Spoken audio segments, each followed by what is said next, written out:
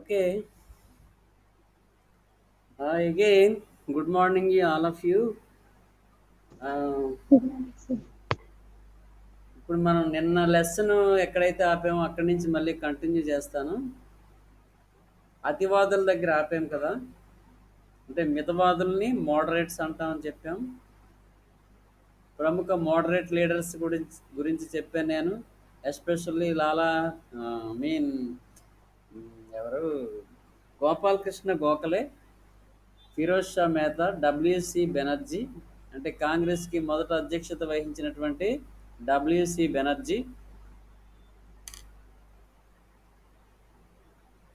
WC Banerjee కాంగ్రెస్కి మొదట అధ్యక్షత వహించాడు కదా, అతను కూడా మితవాది, అనిబిసెంట్ మితవాది. ఒకసారి గుర్తు చేస్తున్నాను మీకు.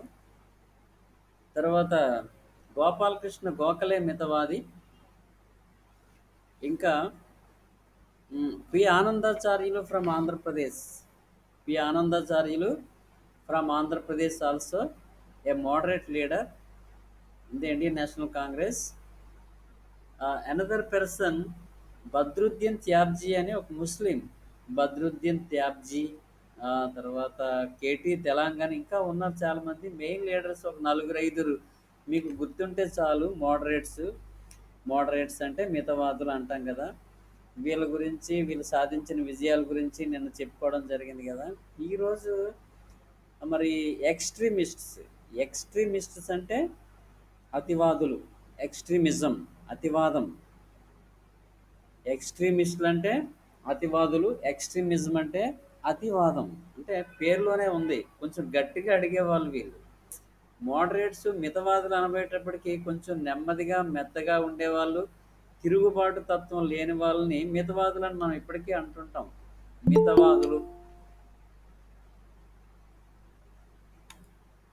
మోడరేట్స్ అంటే మితవాదులు, మితంగా మాట్లాడతారు, ప్రభుత్వానికి వ్యతిరేకంగా న్యూసెన్స్ అయితే చేయరు. పేరుని బట్టే మనం కొంత ఆలోచించవచ్చు. అతివాదులు అనబోయేటప్పటికి కొంచెం గట్టిగా అడిగేవాళ్ళు. అతివాదులు అనబోయేటప్పటికి కొంచెం గట్టిగా అడిగేవాళ్ళు, ధర్నాలు చేసేవాళ్ళు, అవసరమైతే ప్రభుత్వ ఆస్తులు ధ్వంసం చేసేవాళ్ళు, ప్రభుత్వ అధికారులను అవసరమైతే చంపడానికి కూడా రెడీ అయ్యేవాళ్ళు. వీళ్ళు అతివాదులు. కొంచెం ఎక్కువ డిమాండ్ చేసేవాళ్ళు అతివాదులు. మరి అటువంటి అతివాదం భారతదేశంలో రావడానికి, అంటే స్వతంత్ర పోరాటం కోసం జాతీయ కాంగ్రెస్ ఏర్పడిన దగ్గర నుంచి పోరాటం జరుగుతూనే ఉంది. సిన్స్ 1885, అంటే ఐ మీన్ జాతీయ కాంగ్రెస్ ఏర్పడింది కదా 1885. అప్పటి నుంచి కన్స్ట్రక్టెడ్గా, ఆర్గనైజింగ్గా, ఒక ఆర్గనైజ్డ్ వేలో స్వతంత్ర పోరాటం కోసం ఒక సంస్థ పనిచేస్తూ ఉంది. అందులో తొలితరం వాళ్ళు మోడరేట్స్ అనుకున్నాము. తర్వాత 1905 నుంచి అతివాదులు అనేవాళ్ళు ప్రాముఖ్యంలోకి వచ్చారు. ఆ అతివాదులు ఎవరెవరు అనేది నేను చెప్పాను. Balagangadhar Tilak. So if anybody want to write, please note down. అతివాదులు బాలగంగాధర్ తిలక్,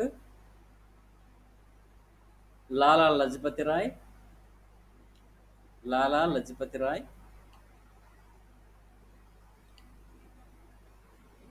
బిపిన్ చంద్రపాల్,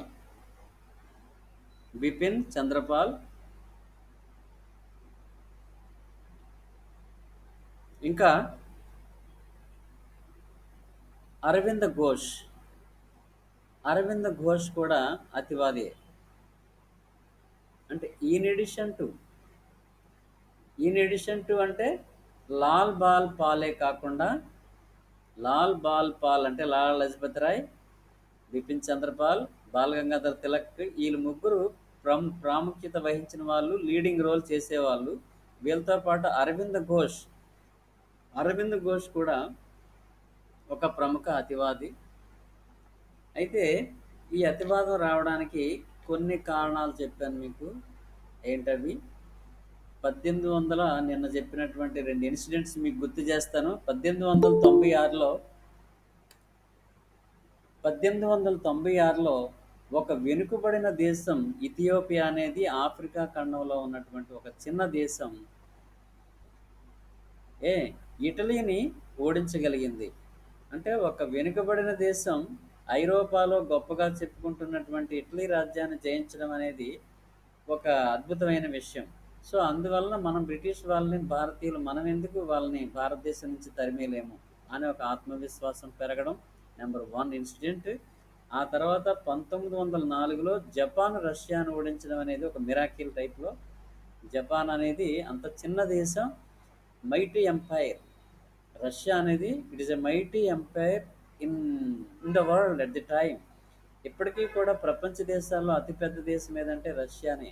మరి అటువంటి రష్యాను ఓడించగలిగింది జపాన్ కాబట్టి, సో భారతీయులు ఎందుకు బ్రిటిష్ వాళ్ళని ఓడించలేరు? భారతీయులు బ్రిటిష్ వాళ్ళని ఎందుకు ఓడించలేరు అనేది అనే ఒక ఇదొచ్చింది. అంటే ఓడించగలం. వాళ్ళే చేసినప్పుడు వై కాంట్ వి? మనం ఎందుకు కాదు? అని ఒక ఆలోచన వచ్చింది. ఆత్మవిశ్వాసం పెరిగింది. అతివాదం ఆవిర్భవించింది. అంతేకాకుండా లార్డ్ కర్జన్ లార్డ్ కర్జన్ పేరు వినే ఉంటారు. లార్డ్ కర్జన్ అని. ఇప్పటికీ మనం అప్పుడప్పుడు ఏట్రా లార్డ్ కర్జన్ లాగా అంత ఫోజు కొడుతున్నాం అని అంటుంటాం కదా! అంటే లార్డ్ కర్జన్ అనేవాడు గవర్నర్ జనరల్‌గా అత్యధిక అధికారాలు ఎంజాయ్ చేస్తూ మంచి పటాటోపంతోటి పెద్ద బంగ్లాలో, పెద్ద వింగ్‌లో నివసిస్తూ ఉండేవారు. Lord Curzon policies. కర్జన్ 1904లో విశ్వవిద్యాలయాల చట్టం తీసుకొచ్చాడు. విశ్వవిద్యాలయాల చట్టం. దీంట్లో సెనేట్ సభ్యుల్లో అదే బ్రిటిష్ వాళ్ళ తాలూకా ఆధిక్యతను పెంచి వాళ్ళ అధీనంలో ఉంచుకున్నాడు యూనివర్సిటీస్‌ని. అర్థమైందా? యూనివర్సిటీస్ అనబోయేటప్పటికి మీకు ఒక important point please note down. భారతదేశంలో మొట్టమొదట 3 యూనివర్సిటీస్ అంటే 3 విశ్వవిద్యాలయాల స్థాపన జరిగింది. ఎప్పుడంటది మీకు బాగా తెలిసిన సంవత్సరమే 1857లో రాసుకోండి. 1857లో అంటే సిపాయిల తిరుగుబాటు సంవత్సరం. మీ అందరికీ అది గుర్తుంటుంది. అదే సంవత్సరం అంటే 1857లో కలకత్తా విశ్వవిద్యాలయం, బొంబాయి విశ్వవిద్యాలయం, మద్రాస్ విశ్వవిద్యాలయం 3 విశ్వవిద్యాలయాలు మొట్టమొదట స్థాపించడం జరిగింది ఇండియాలో బ్రిటిష్ గవర్నమెంట్. ఏంటవి? కలకత్తా విశ్వవిద్యాలయం, బొంబాయి విశ్వవిద్యాలయం, మద్రాస్ విశ్వవిద్యాలయం. మద్రాస్ విశ్వవిద్యాలయం. ఈ మూడు విశ్వవిద్యాలయాలు మొట్టమొదట 1857లో స్టార్ట్ అయ్యాయి. అయితే ఎవరి సిఫార్సుల మేరకు ఇవి స్థాపించబడ్డాయి? చార్లెస్ వుడ్ నివేదిక 1854లో అంటే డల్హౌసీ గవర్నర్ జనరల్గా ఉన్న కాలంలో డల్హౌసీ గవర్నర్ జనరల్గా ఉన్న కాలంలో చార్లెస్ వుడ్ డిస్పాచ్ అని అంటే ఒక విద్యా కమిషన్ వేశాడు.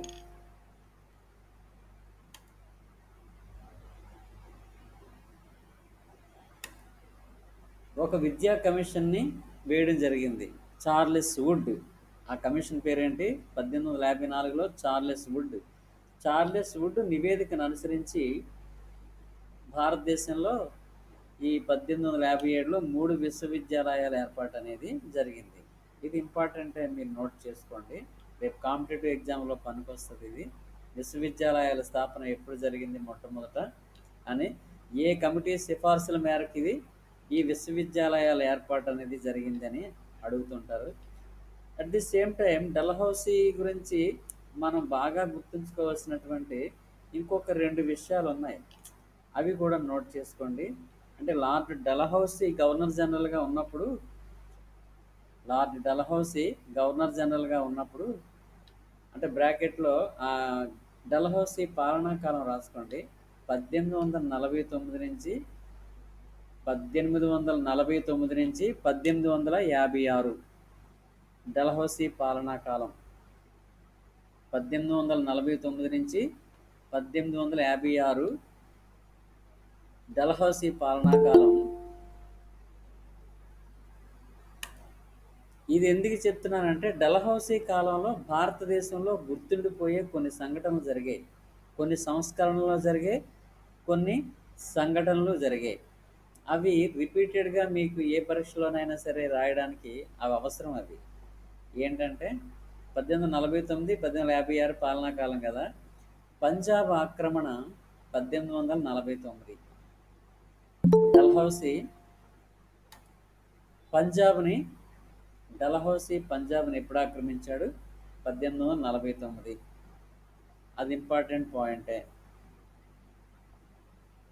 1849 పంజాబు ఆక్రమణ.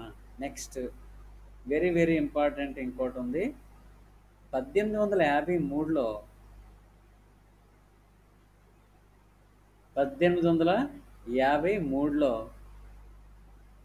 రైల్వేలు అంటే భారతదేశంలో రైల్వేలను ప్రవేశపెట్టడం. భారతదేశంలో రైల్వేలని మొట్టమొదటిసారి 1857లో 53లో డల్హౌసీ పాలనా కాలంలో ప్రవేశపెట్టడం జరిగింది.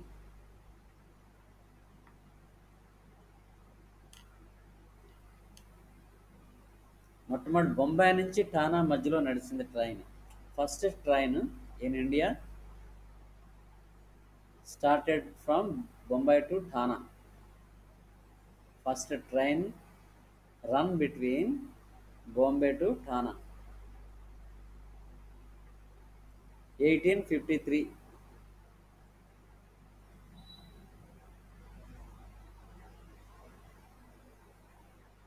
నెక్స్ట్ 1854లో 1854లో పోస్టల్ డిపార్ట్మెంట్ ఏర్పాటు చేశాడు.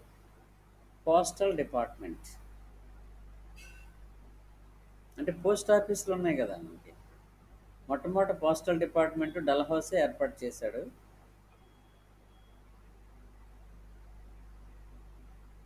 1854 పోస్టల్ డిపార్ట్మెంట్ ఏర్పాటు is also very important. And another important one is మొదటి పోస్టల్ స్టాంపు కరాచీలో విడుదల చేశాడు.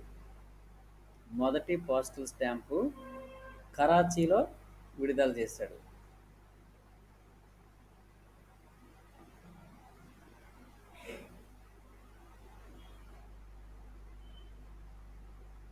మొదటి పోస్టల్ స్టాంపు కరాచీలో విడుదల చేశాడు. అయితే ఈ కరాచీ ఏంటి? కరాచీ ఎక్కడ? ఇది భారతదేశంలో ఎక్కడ మీకు ఇప్పుడు ఉండదు కదా. మనకి పాకిస్తాన్ ఇండియా విడిపోయినప్పుడు కరాచీ పాకిస్తాన్కి వెళ్ళిపోయింది. అంటే కరాచీ అనేది ఒక ప్రముఖ నగరం. ఓడరేవు ఉన్నటువంటి నగరం కరాచీ. ఓడరేవు ఉన్న నగరం అది కరాచీ. బ్రిటిష్ వాళ్ళ కాలంలో బ్రిటిష్ వాళ్ళు పాకిస్తాన్ని భారతదేశాన్ని కలిపి పరిపాలన చేశారు కదా. They ruled both Pakistan and India at the same time. In 1947 August 15th India was divided into Pakistan and India. So Pakistan విడిపోయినప్పుడు కరాచీ వాళ్ళకి పోయింది పాకిస్తాన్కి. ఆ కరాచీ కోల్పోయినందుకు అంటే మంచి ఓడరేవుని మనం కోల్పోయాం కదా. దాన్ని నష్టపరిహారంగా టు కంపెన్సేట్ అది కరాచీ పోర్ట్ గుజరాత్లో కాండ్లా పోర్ట్ని డెవలప్ చేసాం మనం. అన్నీ ఒకదానితో ఏవో లింకప్ వస్తున్నాయి. ఇంపార్టెంట్ పాయింట్స్ చెప్పేస్తున్నాను. అవి కరాచీని కోల్పోవడం వల్ల మనం గుజరాత్లో కాండ్లా ఓడరేవుని డెవలప్ చేయాల్సి వచ్చింది. అంటే మీకు ఏదైనా బిట్ అడిగేటప్పుడు ఎలా ఉంటుందంటే కరాచీని కోల్పోవడం వల్ల దానికి కాంపన్సేషన్గా ఏ ఓడరేవుని భారతదేశంలో డెవలప్ చేయాల్సి వచ్చింది. కాండ్లా అంటే ఎక్కడ ఉంది? గుజరాత్. సో కరాచీలో first stamp was issued by the governor general Dalhousie. First stamp. అంటే ఈ సందర్భంలో మీకు ఒక విషయం చెప్పాలి ఏంటంటే మరి first postal department first postal stamp అన్నాం కదా. అంటే ఏమిటి? అంతకుముందు దూరాన్ని బట్టి ఉత్తరానికి డబ్బులు ఛార్జ్ చేసేవాళ్ళు. పక్క ఊరైతే ఒక రేటు, ఇంకొంచెం 10-15 కిలోమీటర్లు దాటితే ఒక రేటు, పక్క రాష్ట్రం అయితే ఇంకొక రేటు, ఇంకా దూరంగా వెళ్ళాలనుకుంటే ఇంకో రేటు. దూరాన్ని బట్టి డబ్బులు ఛార్జ్ చేసేవాళ్ళు. కానీ 1854 1854 పోస్టల్ డిపార్ట్మెంట్ ఏర్పాటు చేసిన దగ్గర నుంచి పోస్టల్ స్టాంప్ అంటిస్తే భారతదేశంలో ఏ ప్రాంతానికైనా ఒకటే ఛార్జ్. ఇప్పుడు మనం లెటర్ రాసి ఢిల్లీకి పోస్ట్ చేస్తే ఢిల్లీ దూరంగా ఉంది కదా అని ఎక్కువ పోస్టల్ స్టాంప్ అంటించక్కర్లేదు కదా, ఎక్కువ ఖరీదుది. ఇండియాలో ఎక్కడికి వెళ్ళాలన్నా అదే స్టాంప్ వేస్తే సరిపోద్ది ఇప్పుడు. కానీ పూర్వం అంటే 1854 ముందు దూరాన్ని బట్టి ఛార్జ్ ఉండేది. సో దాన్ని తొలగిస్తూ ఇండియాలో ఎక్కడికైనా ఉత్తరాలు పంపించడానికి ఒకే ఖరీదైనటువంటి ఒక పోస్ట్ కార్డుకి, ఆ పోస్ట్ కార్డు అప్పట్లో ఒక 5 పైసలు ఎంతో ఉండేదేమో, 5 పైసల కార్డు అంటించారనుకోండి అది దేశం అంతా ఒకటే ఛార్జ్, ఎక్కడికైనా వెళ్ళిపోతుంది. నాకు తెలిసి 15 పైసలు. మేము డిగ్రీ చదువుకునే రోజుల్లో పోస్ట్ కార్డు 15 పైసలు అనమాట. 15 పైసలు కార్డు రాసి ఏ ఊరైనా అదే ఛార్జ్, మళ్ళీ వేరేగా డబ్బులు కట్టక్కర్లేదు. సో పోస్టల్ డిపార్ట్మెంటు తర్వాత ఇంకోటి నిన్న చెప్పాను కదా, డల్హౌసీ కాలంలో జరిగిన మరొక సంఘటన 1856 widow remarriage act. Widow remarriage act widow remarriage act అనేది విడో రీమ్యారేజ్ యాక్ట్ వితంతు పునర్వివాహ చట్టం ఈశ్వరచంద్ర విద్యాసాగర్ కృషి మేరకు ఈశ్వరచంద్ర విద్యాసాగర్ కృషి మేరకు విడో రీమ్యారేజ్ యాక్ట్ అనేది చేయడం జరిగిందనేది అది వెరీ ఇంపార్టెంట్. ఇంకా వుడ్స్ డిస్పాచ్ ఇప్పుడే చెప్పాను 1854, ఇది డల్హౌసీ కాలంలోనే. వుడ్స్ డిస్పాచ్ విద్యా సంస్కరణల కోసం ఒక కమిషన్ వేయడం జరిగింది. ఆ వుడ్స్ డిస్పాచ్ అంటే చార్లెస్ వుడ్ అనేవాడు అధ్యక్షం జరిగింది కాబట్టి ఈ కమిటీ వుడ్స్ డిస్పాచ్ అంటారు దీని పేరు. 1854 ఇది సిఫార్సుల మేరకు 3 విశ్వవిద్యాలయాలని 1857లో ఏర్పాటు చేయడం జరిగింది. 1857లో 3 విశ్వవిద్యాలయాలు ఏర్పాటు. సో ఇంతవరకు విశ్వవిద్యాలయాలు దానికి సంబంధించి లింకప్ అయినటువంటి విషయాలన్నీ చెప్పాను. అవన్నీ ఇంపార్టెంటే మీకు. ఏదైనా ఉద్యోగానికి రాసే పరీక్షల్లో చాలా అవసరపడతాయి ఇవన్నీ కూడా. మళ్ళీ మీరు ఎక్కడో కోచింగ్ తీసుకునేటప్పుడు వింటుంటారు, కానీ అక్కడ ఏం చెప్తారో మీకే వినపడదు సరిగా. సో ఈ పాయింట్స్ అన్ని నోట్ చేసుకున్నారు కదా. నెక్స్ట్ లార్డ్ కర్జన్ దగ్గరికి వద్దాము. లార్డ్ కర్జన్ విశ్వవిద్యాలయాల చట్టాన్ని తీసుకొచ్చి పూర్తిగా బ్రిటిష్ వారి అధీనంలోకి పెట్టడం. ఆ తర్వాత లార్డ్ కర్జన్ కాంగ్రెస్ని దూషించడం. దానివల్ల జాతీయ నాయకుల్లో చాలామందికి భారతీయులకి కర్జన్ పట్ల వ్యతిరేకత పెరగడం, అంటే ఎక్స్ట్రీమిజం, అతివాదం రావడానికి కారణాలు ఇవన్నీ చెప్పుకుంటూ వస్తున్నాను.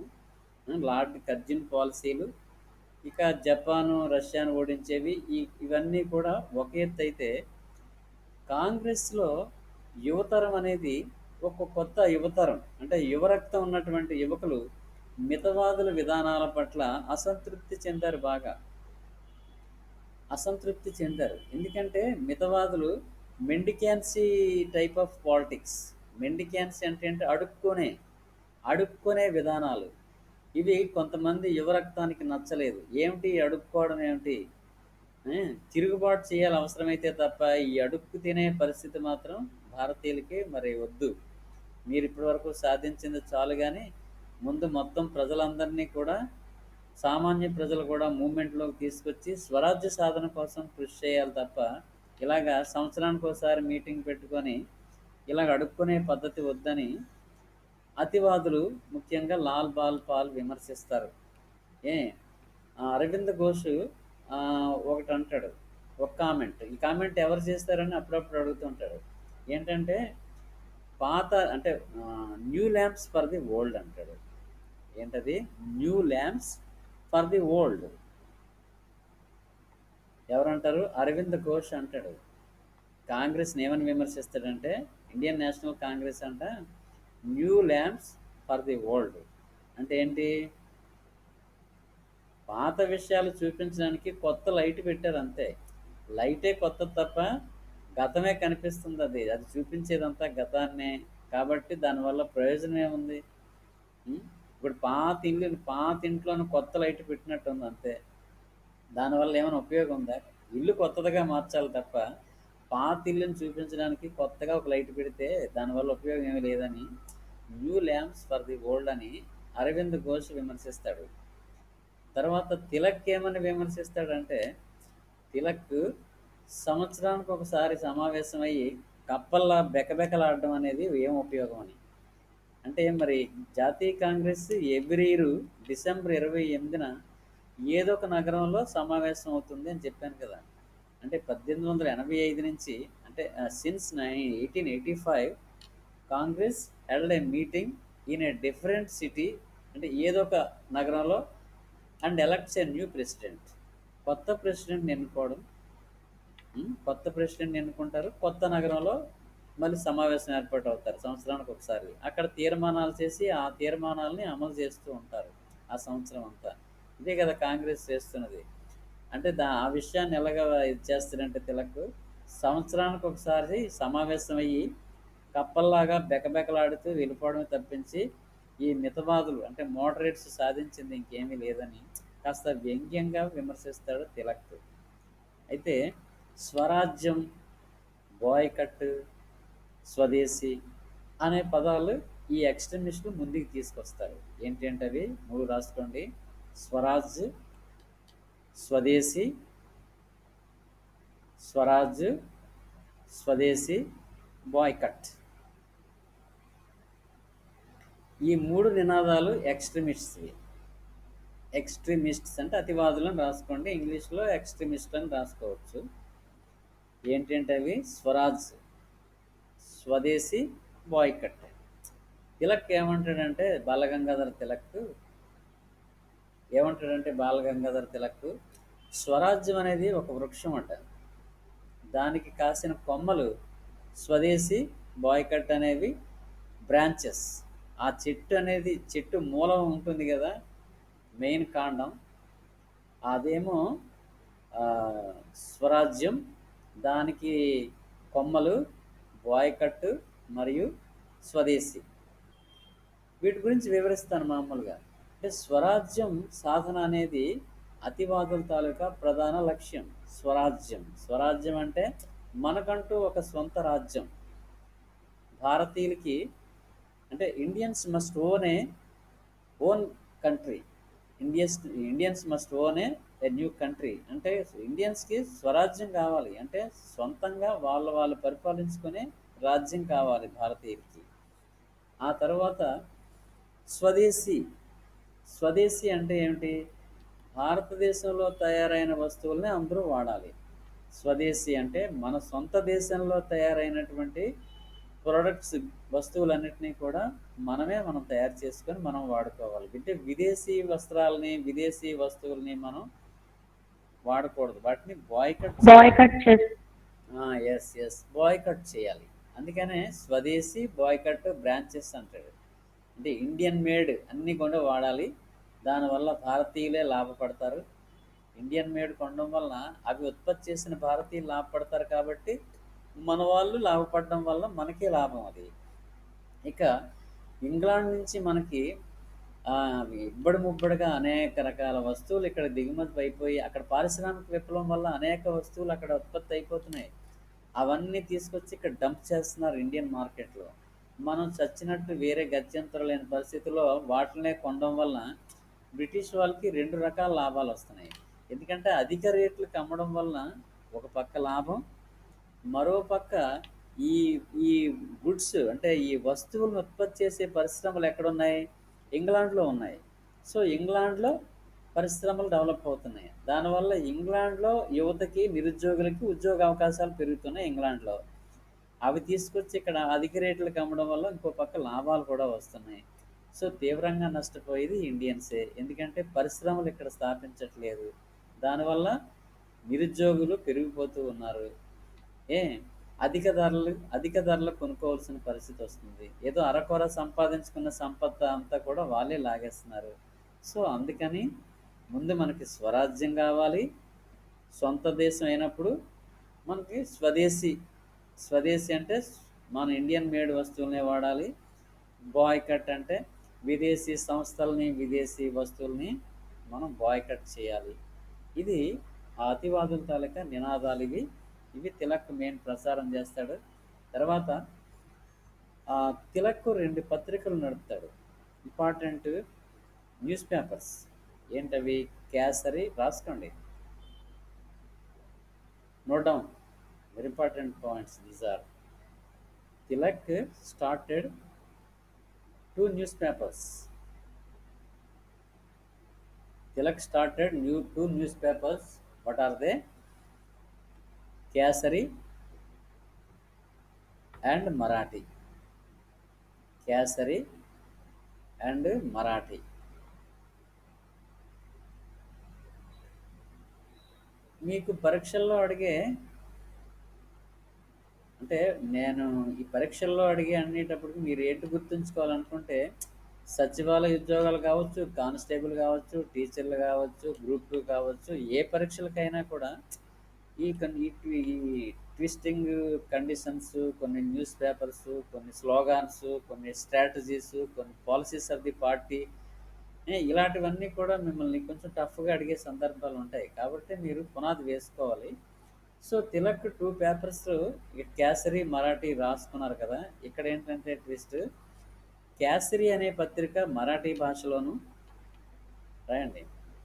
కేసరి పత్రిక Marathi భాషలోను,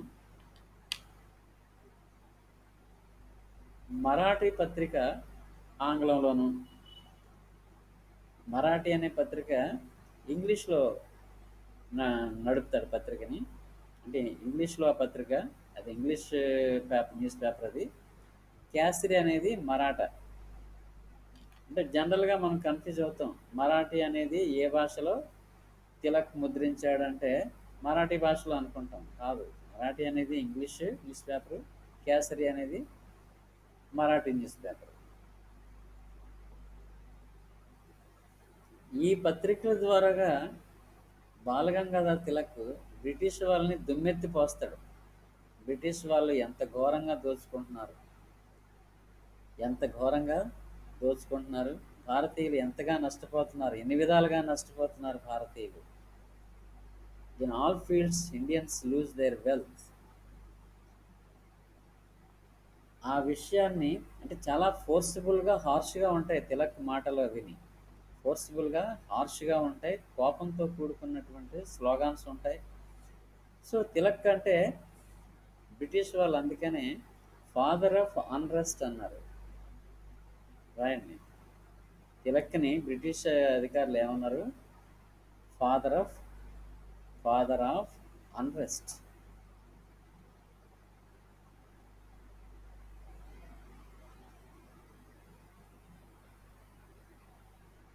British officials termed Tilak, called Tilak as father of unrest. అంటే అశాంతి పిత, అశాంతికి ఇతడు పిత. అంటే భారతదేశంలో అన్రెస్ట్ క్రియేట్ చేయడానికి తిలకే ప్రధాన కారకుడు అని వాళ్ళ నమ్మకం. Unrest, father of unrest. అయితే తిలక్ 1897 టైంలోనే, 98లోనే అదే బ్రిటిష్ వస్తువుల్ని బాయ్కట్ చేయాలని ఒక నినాదం ఇస్తాడు. ఇంకా ముందే అంటే ఇంకా కాంగ్రెస్ అంటే ఇండియన్ నేషనల్ కాంగ్రెస్ బాయ్కట్ ఉద్యమం, సహాయ నిరాకరణ ఉద్యమం అనేది గాంధీ గారు వచ్చిన తర్వాతే కాదు. తిలక్ యాజ్ ఎర్లీ యాజ్ అంటే వెరీ ఎర్లీగా 1800 ఐ మీన్ 1897, 98 టైంకే తిలక్ బాయ్కట్, స్వదేశీ గురించి మాట్లాడతాడు కదా. అంటే బ్రిటిష్ వస్తువులన్నింటినీ కూడా బహిష్కరించాలని మహారాష్ట్రలో ఒక చిన్న సైజు ఉద్యమాన్ని కూడా నడుపుతాడు. అదే టైంలో భారతీయుల్లో దేశభక్తిని పెంపొందించడానికి, రాయండి ఇది, భారతీయుల్లో దేశభక్తిని, ఐకమత్యాన్ని పెంపొందించడానికి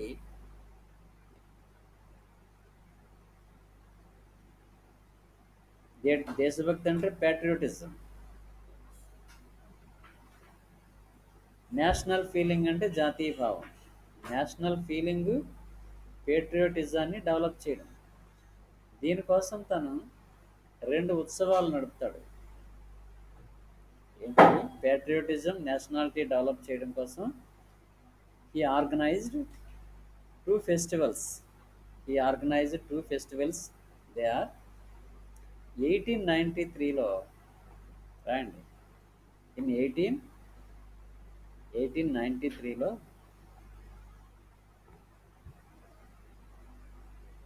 గణేశ ఉత్సవాలను ప్రారంభిస్తారు మహారాష్ట్రలో. 1893లో గణేశ ఉత్సవం.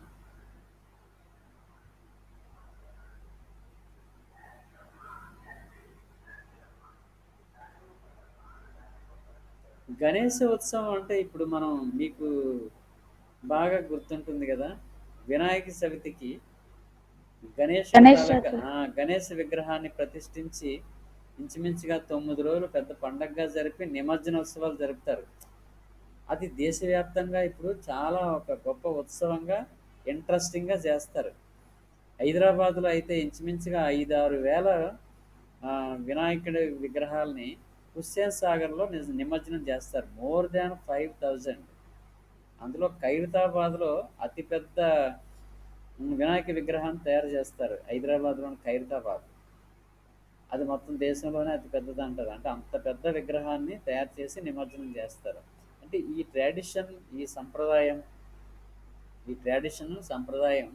ఎప్పటిదంటే ఇగో 1800 అంటే 1893లో తిలక్ మొదలుపెట్టినటువంటి గణేష్ ఉత్సవం, గణపతి బప్ప మోరియా అని అప్పుడు ప్రారంభించింది అనమాట. అప్పటి నుంచి ఇప్పటికీ దేశవ్యాప్తంగా చాలా ఆనందంగా ఉత్సాహంగా చేసుకునే పండుగ అయింది అది. సిన్స్ 1893 ఆ తిలక్ స్టార్ట్ చేసిన దగ్గర నుంచి 1893 గణేష్ ఉత్సవాలు. తర్వాత 1893 గణేష్ ఉత్సవాలు 96లో శివాజీ ఉత్సవం.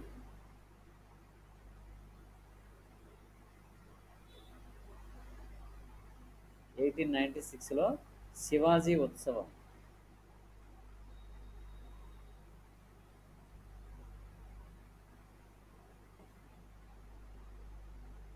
శివాజీ ఉత్సవం దేనికి? శివాజీ మహారాష్ట్ర, ఆధునిక మహారాష్ట్ర రాజ్య స్థాపనకి పిత కదా. ఏ నేషనల్ అతను మహారాష్ట్ర జాతికి అందరికీ కూడా ఆ మహారాష్ట్ర జాతి పిత అని, మహారాష్ట్ర రాజ్య స్థాపకుడు శివాజీ. అంతేకాకుండా శివాజీ ఆ, ఒక నేషనల్ లీడర్గా ఒక గుర్తింపు, ముస్లింలకు వ్యతిరేకంగా పోరాడి హిందువులకు ఒక రాజ్యాన్ని స్థాపించినటువంటి గొప్ప వ్యక్తిగా శివాజీ ఉత్సవాలను కూడా ప్రజల్లో ఐకమత్యం, యూనిటీని తీసుకురావడం కోసం, ఉమ్, ఆ ఐకమత్యం తీసుకురావడానికి శివాజీ ఉత్సవాలు కూడా నిర్వహిస్తాడు మహారాష్ట్రలో. ఈ రెండు కూడా ఇంపార్టెంటే.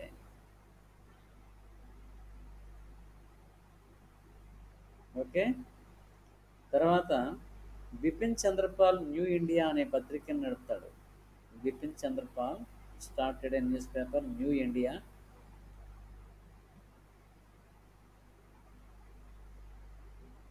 Bipin Chandrapal started a newspaper called New India.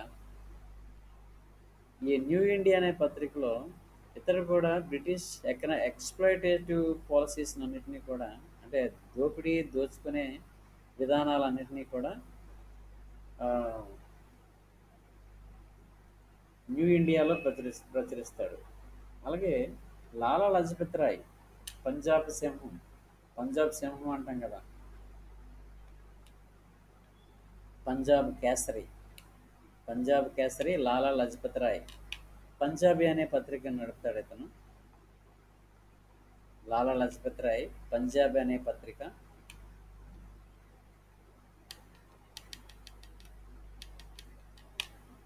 ఈ ముగ్గురు ఈ ఈ పత్రిక, 3 పత్రికలు, ఇంచుమించుగా 4 పత్రికలు, బాలగంగాధర్ తిలక్ 2 పత్రికలు, కేసరి మరాఠా, బిపిన్ చంద్రపాల్ న్యూ ఇండియా, లాలా లజపత్ రాయ్ లాలా లజపత్ రాయ్ పంజాబీ. ఈ పత్రికల ద్వారాగా ప్రజలు చైతన్యపరచడం, to make aware the people, to give inspiration to the people, to encourage the people, to fight against the British people. వీళ్ళ తాలూకు ఆర్టికల్స్ అన్నీ కూడా ప్రజల్ని ఎంకరేజ్ చేస్తాయి ఉద్యమం వైపు. ఇంక ఇదే సందర్భంలో one more incident you have to understand and keep it in your mind. One more incident ఏంటంటే, ఈ 1897లోనే ఒక ఇన్సిడెంట్ జరిగింది. పూనాలో, Poona is the big city in Maharashtra. పూనాలో ఆ, ప్లేగు వ్యాధి వస్తుంది. పూనాలో ప్లేగు వ్యాధి సంభవించి అనేక మంది చనిపోతారు ప్లేగు వ్యాధి వచ్చినట్టు. అయితే ఆ ప్లేగు వ్యాధి నివారణ కోసం, వాళ్ళు కాస్త నష్టపరిహారం చెల్లించడం కోసం గవర్నమెంట్ ర్యాండ్ మరియు అమ్హరెస్ట్ అనే ఇద్దరు అధికారులని, ర్యాండ్, కెప్టెన్ ర్యాండ్ అంటారు, ర్యాండ్ మరియు అమ్హరెస్ట్ అనే అధికారులని అపాయింట్ చేస్తుంది government. British government appointed two officials, Rand and అమ్హరెస్ట్.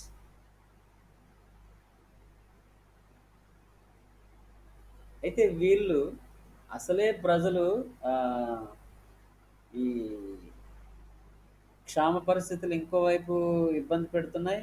ఈ ప్లేగు వ్యాధి నుంచి ప్రజలు నానా ఇబ్బందులు పడి నానా నష్టపోతూ ఉంటే, ఈ టూ అఫీషియల్స్ అవినీతికి పాల్పడి ప్రజల్ని హింసించడం మొదలుపెట్టారు ఇక్కడికి వచ్చి. అంటే ఐ హ్యాండెడ్గా ప్రవర్తిస్తూ ఆ గవర్నమెంట్ ఇచ్చిన డబ్బును కూడా వీళ్ళ మధ్యలో అవినీతికి పాల్పడి నొక్కేయడం, అడిగితే హింసించడం చేశారు. దాంతో దాంతో ఏం జరిగిందంటే, శివాజీ ఇది బాలగంగాధర తిలక్ ప్రేరణతో, బాలగంగాధర తిలక్ ప్రేరణతోటి బాలగంగాధర తిలక్ ప్రేరణతో అంటే ఆ, చాపేకర్ బ్రదర్స్ అని ఇద్దరు ఉన్నారు. చాపేకర్ రాసుకోండి, చాపేకర్ బ్రదర్స్. ఆ బ్రదర్స్ పేరు దామోదరు, బాలకృష్ణ, ఇద్దరు పేర్లు అవి. వాళ్ళు ఇద్దరిని కలిపి చాపేకర్ బ్రదర్స్ అంటారు. దామోదరం, బాలకృష్ణ.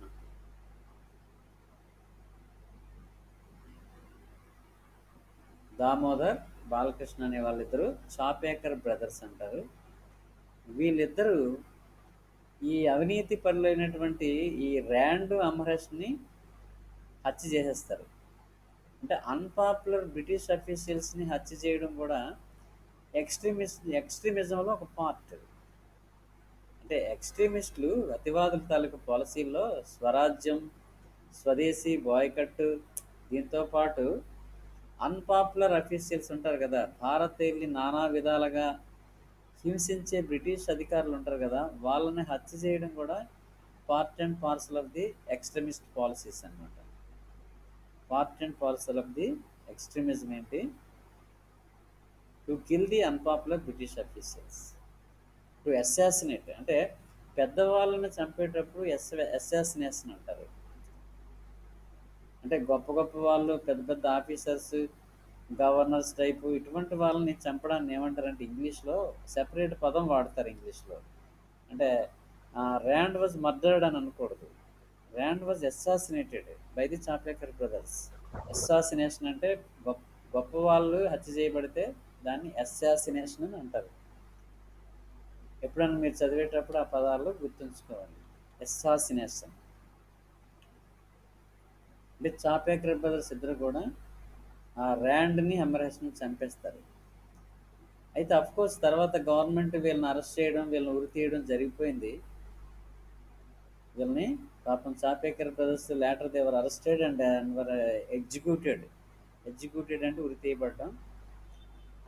అది నెక్స్ట్ అది. అయితే ఇక్కడ ఇంకో పాయింట్ ఏమిటంటే, చాపేకర్ బ్రదర్స్ ర్యాండ్ అధికారిని చంపడం అనేది తిలక్ తన కేసరి పత్రికలో, Tilak started two newspapers అని చెప్పాను కదా, Kesari and Marathi, Kesari in Maratha, Maratha in English.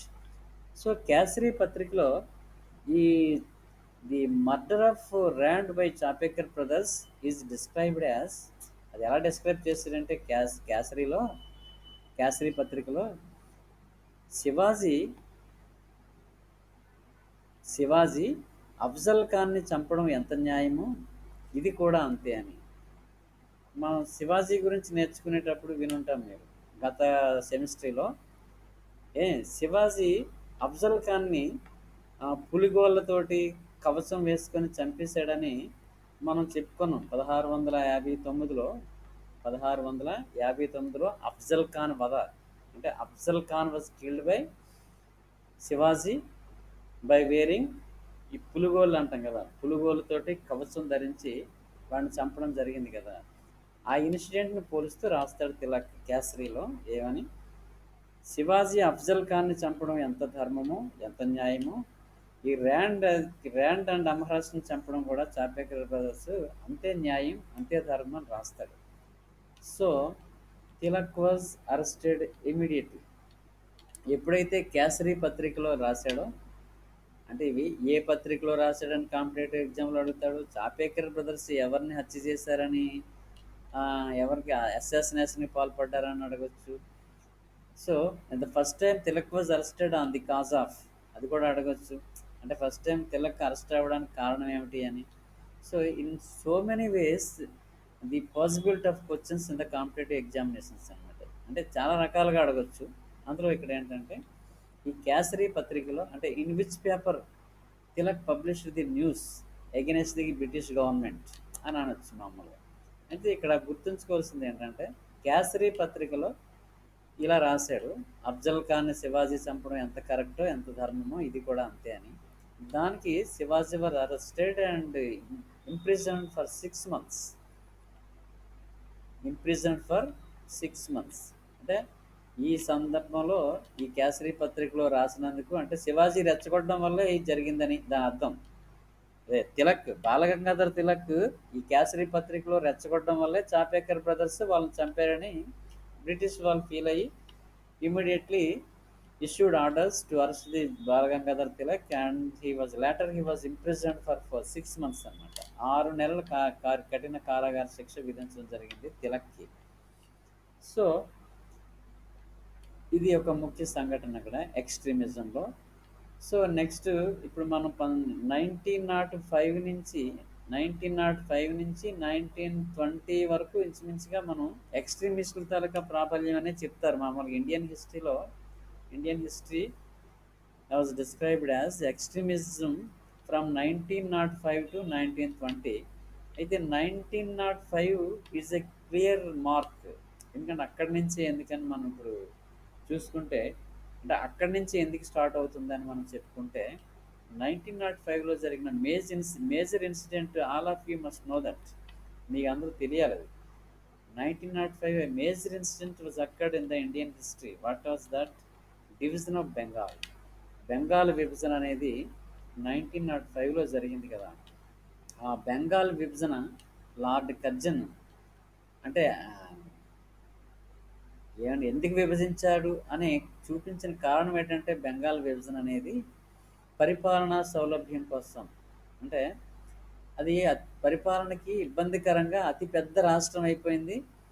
అందువలన పరిపాలన చేయడానికి కష్టంగా ఉంది కాబట్టి దాన్ని 2 రాష్ట్రాలుగా విభజిస్తున్నానని కారణం చూపిస్తూ బెంగాల్ విభజనకు ఒక సర్క్యులర్ ఇష్యూ చేస్తాడు లార్డ్ కర్జన్. అంటే అప్పట్లో బెంగాల్ అంటే ఏదేది బెంగాల్ అంటే తూర్పు బెంగాలు, ఇప్పుడు మన పశ్చిమ బెంగాలు, బీహారు, ఒరిస్సా, ఇదంతా ఒకటే బెంగాల్ ప్రెసిడెన్సీ. అర్థమైందా? ఇప్పుడు ప్రెసిడెంట్ బంగ్లాదేశ్ అంటాం కదా, అప్పుడు తూర్పు బెంగాల్, అది బెంగాల్లోనే కలిసి ఉంటుంది. ఇప్పుడు మనది పశ్చిమ బెంగాల్, అది తూర్పు బెంగాలే, తర్వాత బంగ్లాదేశ్ అవుతుంది. అది వేరే ఇన్సిడెంట్, బంగ్లాదేశ్ ఎలా అయింది అనేది అది వేరేగా చెప్పుకోవాలి. సో ఈ బీహారు, ఒరిస్సా, పశ్చిమ బెంగాల్, ఈస్ట్ బెంగాల్, ఇదంతా ఒకటే బెంగాల్ ప్రెసిడెన్సీ. సో ఇది పరిపాలనకు ఇబ్బందిగా ఉందని డివిజన్ చేస్తున్నట్టుగా Curzon declared in open note అన్నమాట. అయితే అసలు కారణం ఏంటి? జాతీయోద్యమాన్ని బలహీనపరచడం, అంటే to weaken the rise of national movement. అంటే జాతీయోద్యమం చాలా ప్రబలంగా మంచి ఉధృతంగా ఉన్న టైంలో, అంటే అక్కడ ముస్లిం ఏరియాని ఎక్కువగా విభజించేసి హిందువుల్ని ముస్లింలని విడదీసేసాడు. ముస్లిం నాయకులు హిందూ నాయకులు కలిస్తే కొంచెం ఇబ్బందికరంగా బ్రిటిష్ గవర్నమెంట్ మీద ఒత్తిడి పెరుగుతుందని వాళ్ళు, ఈ ఈస్ట్ బెంగాల్లో ముస్లిం లీడర్స్ ఎక్కువగా ఉన్నారు, వెస్ట్ బెంగాల్లో హిందూ లీడర్స్ ఎక్కువగా ఉన్నారు. సో వీళ్ళ డివిజన్ చేయడానికి కారణం అది. బెంగాల్ డివిజన్కి కారణం to cut the rising tide of nationalism. To weaken the rising tide of nationalism. అంటే ఉధృతమవుతున్నటువంటి జాతీయోద్యమాన్ని బలహీనపరచడం కోసం బెంగాల్ విభజన జరిగింది కదా 1905. ఎగెనెస్ట్ దిస్, అంటే against the Bengal division, there was a movement, there was a popular movement called Vande Mataram movement. Against the partition of Bengal, there was a movement started in 1905 that is called Vande Mataram movement. Vande Mataram. And another name for this movement is Swadeshi movement also. And another name for this movement is Swadeshi movement. దీన్నే స్వదేశీ moment అంటారు, వందే Mataram moment అని కూడా అంటారు. అంటే Vande Mataram movement అంత popular అవడానికి major role play చేసింది అతివాదులు, ఎక్స్ట్రీమిస్ట్ లాల్ బాల్ పాల్. సో ఈ Vande Mataram movement and another point Swadeshi. ఇక్కడ కాంగ్రెస్లో మితవాదులకి అతివాదులకి మధ్య జరిగే సంఘర్షణ, ఇక్కడ జరిగినటువంటి కొన్ని ఇన్సిడెంట్స్ రేపు చెప్పుకుందాం మామూలుగా. ఇప్పుడు మళ్ళీ నాకు వెంటనే 11 o'clockకి ఫైనల్ ఇయర్ క్లాస్ ఉంది కాబట్టి let us stop here and we will start again tomorrow by the same time 10 to 11. Tomorrow I will take a class. So thank you one and all. Now I stop this lesson. Okay, thank you. Thank you, sir. Thank you, sir. Thank you, sir. Thank you, sir. Okay, okay, thank you, thank you. Welcome, welcome, Thank you, Thank you, sir. sir. welcome, welcome Bye, all of sir. you. Thank you, sir. Timetable పంపిస్తాను. Thank you, sir. Okay Thank ma, you, sir. okay ma, okay, అమ్మ okay.